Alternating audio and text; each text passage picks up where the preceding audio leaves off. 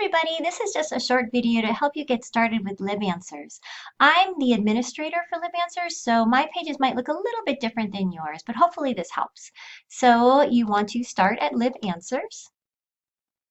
If you'd like to see what questions you are responsible for, go to Answers, FAQ Entries, and you should probably just be seeing the ones that are under the library FAQs.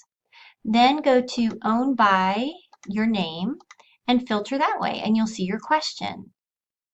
If you want to make changes and updates to your question, just click on the question and you'll be able to, you can make changes to the text directly here using this simple editor. If you know source code, you can also make changes that way.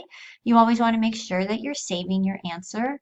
I've gone ahead and assigned at least one topic to the questions, but you can always add more and you can add keywords.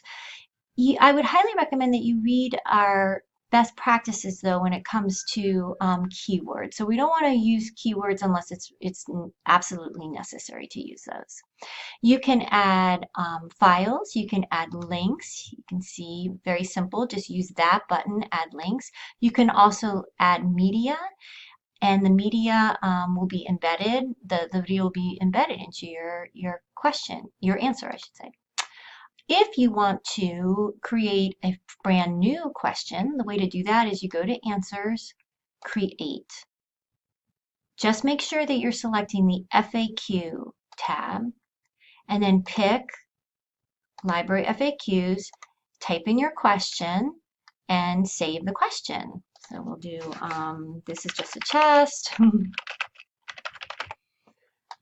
Save your question. Then here you can put your answer here. Again, links, media, files.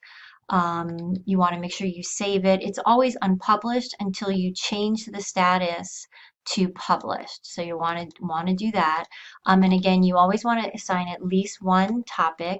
If there's a topic, if you'd like us to talk about having a different topic, go ahead and talk to me about that before you add it.